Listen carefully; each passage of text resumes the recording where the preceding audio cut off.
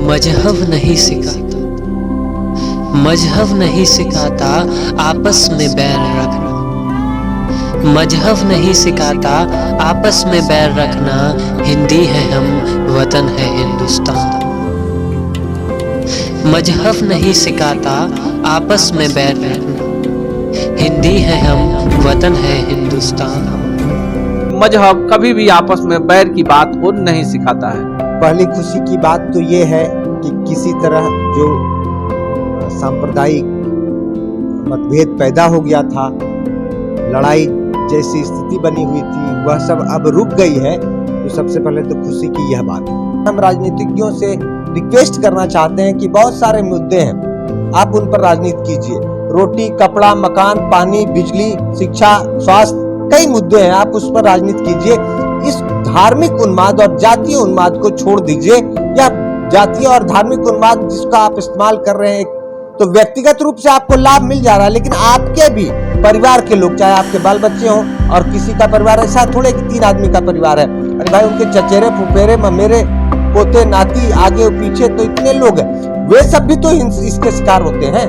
Mahavidya global school, education for new generation, जहां मिले आपके बच्चे को शिक्षा भी, संस्कार भी। Co curricular activities, yoga, e library, play school, indoor games, sports, smart classroom, cricket academy और एक्सीलेंट एकेडमिक्स का परफेक्ट मेल। Registration open. Mahavidya global school, NH 139 near AIIMS, Phulwari Sharif, Patna. नमस्कार, मेरा नाम अनूप नारायण सिंह है। मेरे साथ हैं धनंजय कुमार सिन्हा, जो अमन समिति बिहार के प्रमुख साथी हैं। अमन समिति बिहार में धार्मिक एकता, लोगों के बीच जारी कटुता को समाप्त करने की दिशा में वर्षों से काम कर रही है। हाल ही के दिनों में बिहार के कई शहरों में रामनवमी के बाद उपजे दंगे को शांत करने में भी अमन समिति का बड़ा योगदान रहा। सोशल मीडिया से लेकर मेन स्ट्रीम मीडिया और लोगों के बीच जाकर अमन समिति ने लोगों को आपसी सामंजस्य स्थापित करने, भाईचारा स्थापित करने और एक साथ राजी खुशी रहने के लिए राजी भी किया। हमारे साथ धनंजय कुमार सिन्हा हैं। पिछले वीडियो में हमने बताया था किस तरह से इन लोगों ने जाकर वहां सासाराम और नालंदा में लोगों से अपील की थी। आइए जानते हैं कि अब हालात बदले हैं तो कितने बदले हैं, और अभी तक सरकार के द्वारा जो कदम उठाए गए हैं उससे कितने संतुष्ट हैं। सबसे पहले स्वागत है। बहुत बहुत धन्यवाद अनूप जी। और पहली खुशी की बात तो ये है कि किसी तरह जो सांप्रदायिक मतभेद पैदा हो गया था, लड़ाई जैसी स्थिति बनी हुई थी, वह सब अब रुक गई है। तो सबसे पहले तो खुशी की यह बात।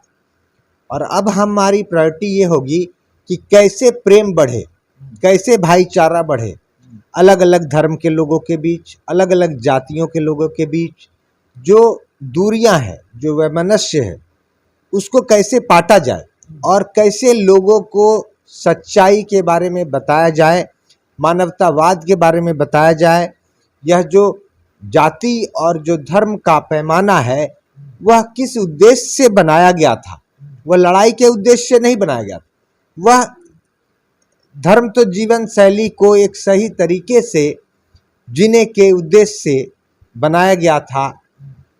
तो आज उसका जो उपयोग हो रहा है वह लड़ाई में हो रहा है। तो हम लड़ाई में इसका उपयोग ना हो, इस सच्चाई को, धर्म के सही उद्देश्य को लोगों से बताना चाहते हैं। सभी धर्म के लोगों से जाति किस उद्देश्य से बनाई गई थी उसको भी बताना चाहते हैं।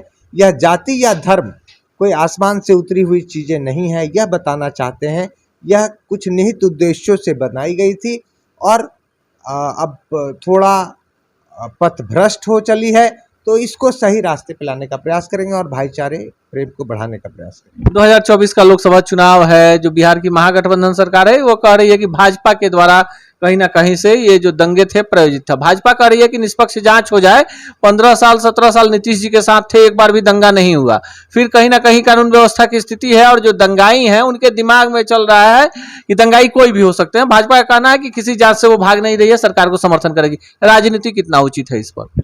देखिए, पहली बात तो दंगाई भाजपा के हैं कि दंगाई अन्य पार्टियों के हैं, कि दंगाई मुस्लिम हैं, या दंगाई किसी जाति के हों या धर्म के हों या पार्टी के हों।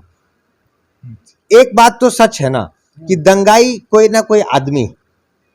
हम दंगाई को किसी पार्टी, किसी धर्म, किसी जाति के चश्मे से नहीं देखना चाहते। दंगाई जो आदमी, कोई ना कोई आदमी है और वे भी भ्रमित होकर ऐसा कर रहे हैं। तो जो लोग दंगा फैलाने में, अफवाह फैलाने में सहयोग जो लोग किए हैं, जिससे कि एक गांव के लोगों को, जिला के लोगों को तकलीफ पहुंची है, तो ऐसे दंगा में शामिल लोगों को भी हम लोग अपील करना चाहते हैं कि कृपया वो ऐसा ना करें, क्योंकि अन्य लोग जो दंगे, अफवाह में, भ्रम में आपस में लड़ने लगते हैं, वे भी आदमी हैं और दंगा लगाने वाले भी आदमी हैं। दंगा लगने के बाद जो आपस में और लोग लड़ भिड़ जा रहे हैं, वे भी आदमी हैं। और आदमी आदमी में, सब में एक संबंध है। जैसे आप अब देखिए, किसी भी पक्षी को देखिए, पक्षियों की कई को आदमी, हम लोगों ने कई जातियों में विभक्त किया है कि एक ही पक्षी अलग अलग उसको कहते हैं, एक साइबेरियन कहते हैं, एक फलाने जगह कहते हैं, लेकिन वो पक्षी जानता भी नहीं कि हम लोगों ने उसका नाम साइबेरियन रख दिया है, किसी का नाम इंडियन रख दिया है, उसको क्या पता, लेकिन हम लोगों ने रख दिया है, तो हम लोगों ने वो विभेद किया, लेकिन असली मायने में विभेद है नहीं। उसी तरह अन्य भी जीव जंतुओं में, हमने मछलियों में हमने विभेद कर रखा है कि एक को रेहू कहते हैं, एक को कतला कहते हैं, लेकिन मछली को क्या पता विभेद, ये हमने नाम रख दिया तो विभेद है। तो उसी तरह जाति के मामले में भी है, धर्म के मामले में भी है। तो हर जीव का, हर मछली का मछली से संबंध है, क्योंकि वो मछली है। उसी तरह हर आदमी का एक आदमी से संबंध है, क्योंकि वह आदमी है, चाहे किसी भी धर्म का हो, जाति का। धार्मिक तुष्टीकरण क्यों? राजनीतिज्ञों के द्वारा जब दंगे होते हैं तो जो भी अपराधी है, जो दंगे का आरोपी है, उस पर निष्पक्ष कार्रवाई होनी चाहिए। फिर ये इसमें राजनीति का धर्म में फिर प्रवेश, और जिस तरह से कार्रवाई होती है, फिर एक तबका ये समझता है कि हम जानबूझकर कार्रवाई की गई। आपको नहीं लगता है कि कहीं ना कहीं आग वहीं से लगती है? हाँ, 100% कहीं ना कहीं का बात मत करिए।